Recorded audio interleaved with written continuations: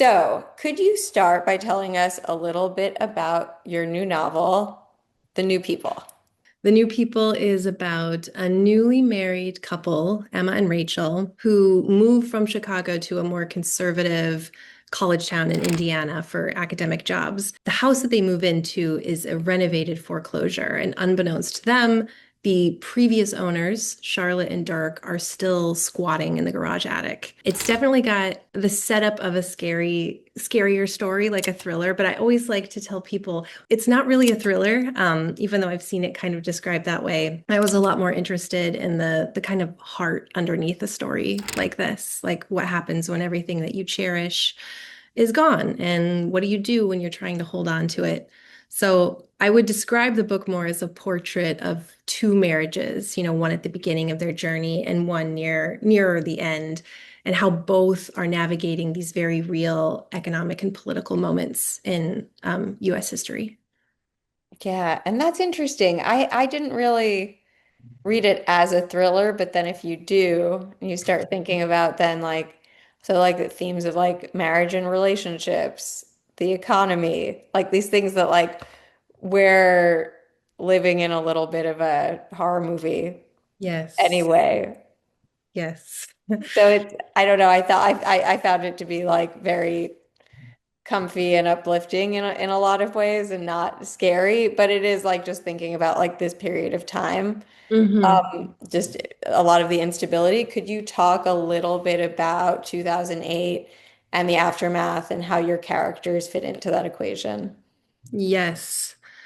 Um, you know, I feel nostalgic for 2008 right now, even though it was a very difficult time in its own right. Um, I think when you're writing fiction, you really need to put your characters in at the point of desperation. That's like something that you try to do as a writer. And I knew that if I wanted to write a story about a couple of, older middle class sort of retirees who were willing to hide out in their attic after being evicted, I really wanted to make it plausible. I really wanted it to feel authentic and not just like a hook. And I thought of 2008 because during the housing market crash, I could really see something like this happening, and I could see someone like Charlotte or Dirk making the choices that they made plausibly in the book. Because in 2008, I mean, it was sort of this wild time where there were almost 2.5 million homes lost to foreclosure, which is a huge, I mean, it's a huge amount. It's like when we talk about statistics like that, they're sort of meaningless, but it's like an 80% increase from the year before. It was a really wild time, and people were losing their 401ks. They were being the victims of these predatory refinancing agreements. And I read a ton of stories about all of these people who finally made it to retirement, retirement being sort of like this island that you spend your life swimming toward so you can finally rest, only to get there and lose everything. And I felt like such a tenderness and like heartbrokenness about this moment. And I really wanted to write about it. And at the same time, 2008 was also this sort of like strange political moment because Obama was elected for the first time, and Proposition 8 was passed in California, which was, a legal measure that defined marriage as just between a man and a woman. And so we had all of these same-sex couples, like 18,000 of them, who had gotten married in the previous months, who were suddenly in this state of uncertainty, like, am I married? Like, is this real? Will I ever be able to get married? And I just found these two things, like the housing market crash and, the collapse of the economy and this restriction on same-sex marriage rights to sort of all kind of overlap a little bit because it's like all the domestic comforts we have in life, our home, our families, our money, we're just sort of disappearing for everybody. And I just wanted to explore that through the eyes of two couples who are very different in backgrounds and their stories, but whose experiences really overlap at this moment. Mhm. Yeah, I thought it was really interesting just after reading sort of a quick summary and opening it up. Like, I thought that Charlotte and Dirk would come off a little bit as antagonistic, especially after we like first get to know Emma and we're like, okay, we're aligned with her, and that Charlotte and Dirk are nothing but like sympathetic. Mm. at least in my reading. And can you talk a little bit about how you accomplish that and maybe in terms of like the relationship we have to like place and ownership? Yeah. Well, it's funny that you say that because my original sort of very unnuanced idea for this book would be that, Emma and Rachel are the sort of progressive young people downstairs, and then we've got these very conservative older people in the attic. And I mean, that was very obtuse and it needed some reworking. And as I wrote the book, I felt so much more tenderness for what Charlotte and Dirk were going through. And everything kind of just like evened out, and suddenly I realized I wrote the book in the same way that it's read, which is the alternating chapters. So I would write a chapter with Emma and then write a chapter with Charlotte and then with Emma. So I think that was the way to do it because all of those ways that they overlap kind of came up naturally. I didn't really have to force them. um I forgot your original question. Oh, I I was went off. well, just thinking about, I mean, as like as a homeowner, for Hmm. example, this Hmm. feels like it's my home, and the person who lived here beforehand for 10 Yes. years feels a little bit like an enemy Yes. in our lives, just like the ghost of his presence, because it is our home, but it is Yeah. also somebody else's home and somebody else's home before that. Um, so just thinking about time, and maybe that's why we're a little bit sympathetic toward Charlotte and Dirk more than we would be, because maybe it is more their house, is the Yes. question. Yeah, no, absolutely. And Emma feels that the moment that she walks in the house, she can tell right away that this isn't somebody else's life belongs here. Even though the whole place is this flipped house, so there's, new floors, new carpeting, new fixtures. She immediately identifies the like lingering emotional residue of the previous owners. She can see like the growth chart carved into the door frame of the child who lived there before, and she could still smell Charlotte and Dirk. You can't live in a place for like 40 years without leaving a smell. That is very hard to get rid of. Like a house just, it takes on your presence. And that's kind of her reaction. And I think I used the word haunted in that first line because that's sort of what it feels like when you come into a new place, is that you just because you've gotten there doesn't mean the older people, or the people who were there previously have been erased. Just like, Charlotte and Dirk lived in this house for decades. They raised a child there and they made repairs and installed appliances and ate tens of thousands of meals, and an eviction notice isn't going to change that, right? Like it is still their home. They have still invested so much of their life there. And that is one thing that Charlotte and Emma both are very intuitive of, that this house really feels like it belongs to Charlotte. Mhm. Okay, great. Yeah, it is also funny then that like not a thriller, but we open the first line and we see we have a haunted house and metaphorical ghosts. Mhm. And I like that expression of metaphorical ghosts. What did you mean by that?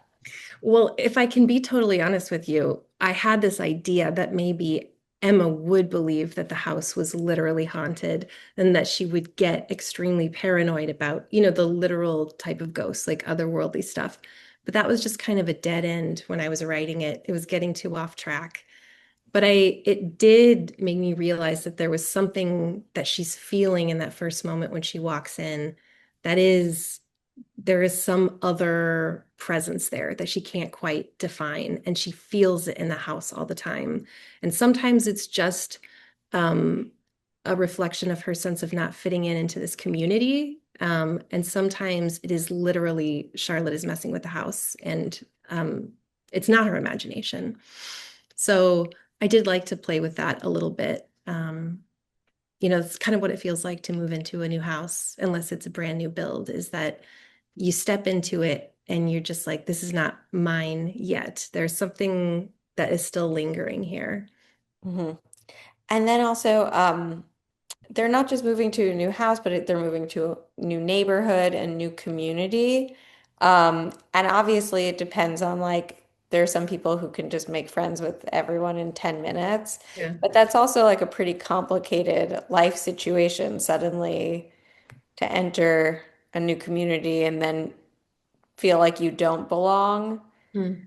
and then switch to like I don't what are your thoughts on like that feeling of not belonging and like the time it takes to belong? hmm I love that you use the word belonging because I think more than ownership, that's kind of the theme of the book is that where do you belong?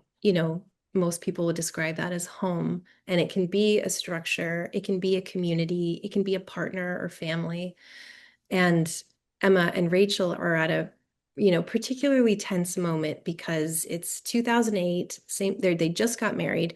Same-sex marriage is not federally recognized. In fact, in the state that they're living in right then, which is a pretty red state, it is definitely not recognized.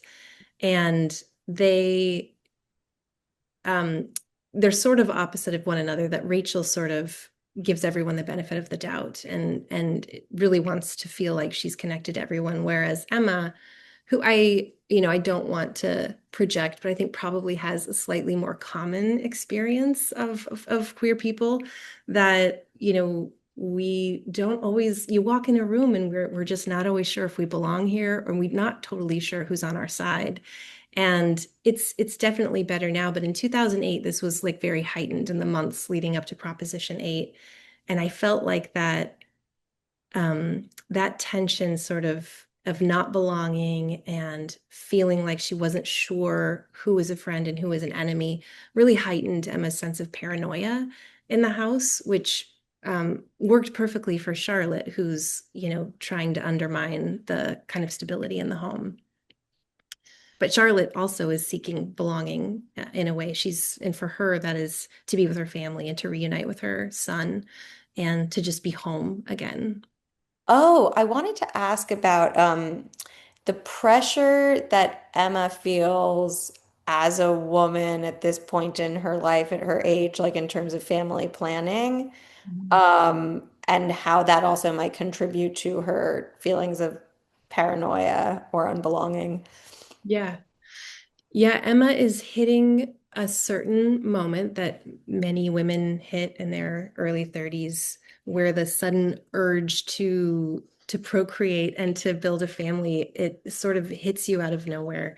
And for her, it's tied up in a lot of other things. She's trying to kind of compensate for other creative failures that she's had in her life by thinking this is something that I can do and I can control. But it definitely puts a deadline in her life. And it's sort of, I think so much of this book is about a ticking clock. Like when you open it from the first page, you know that the situation that we're dropped into is unsustainable, right? Like this can't last. Um, and so the whole space of the book is only about 3 months pass, but time is a very big character in the book. You wonder at what moment is all of this going to implode. And I didn't, it's not totally intentional, but as I was writing it, I realized how many deadlines are in the book. Emma is she's doing IVF, which has a very strict schedule. She and Rachel are teaching, so they're both on an academic calendar. There are certain historical events I really wanted to include, like the Lehman Brothers bankruptcy and the election of Barack Obama and Proposition 8. So, and then I had to deal with the whole timeline of what's the legal process for that Charlotte went through to lose the home and to be evicted. And so it was a lot of logistics to try to kind of line it all up. You have to be sort of an event planner when you're writing a book. Um, but it's very tied to a calendar. Like you should be oriented in time at any place in the book because there is this feeling that there is something's going to go off. Um, Definitely. And then it also like would fall apart for Charlotte if the new people weren't on such a schedule because yes. she relied on the schedule and Mhm. routine to sort of like get in Emma's head and like go down and pick at food and just all of the things like that. So that like routine Mhm. ultimately like makes them vulnerable. Yes. Yeah, totally. Somebody once told me that one of the best things you can do in life is to vary your routine randomly, to always just like throw things off a little bit. Don't take the same route every day. Don't whatever. And Emma definitely made that mistake of keeping everything so consistent that it was pretty easy for someone to invade her space and sort of know where her openings were. Right. Even and that's also like the trouble with like being new in town and in a community is you want that schedule and routine because Mhm. that's like one way to feel like you belong. And that's exactly what ended up being a problem for her. Great. Oh, this is such a fun conversation. Okay. And lastly, just thinking about time in your own life and writing process, do you have a preferred time of day that you like to write and why? Yeah, I am an early morning writer, which is so obnoxious. If I, like 5 years ago, if I thought I was saying that I was an early morning writer, I'd be like, no, you're not. But it was just the only way to do it. I have 4 kids and our house is pretty active. And so the only time that I can find that sort of quiet and space is early in the morning before everyone's up. And there is just something magical about that time of day, like 5:30 in the morning. Everyone you love is like asleep in their beds. The house is quiet, the sun is coming in. I like to go on a walk first, and I always pass the same characters, like the same woman walking her big 3 poodles down the middle of the street, and the same guy lifting weights in his backyard. And it's just sort of this really beautiful way to start your day, reminding yourself that like life is a continuum, things keep going. And it's a great headspace for me to start writing. And I also feel like the great thing about writing early in the morning is that if the day goes south and something comes up, at least you got the writing done, just get it out of the way first.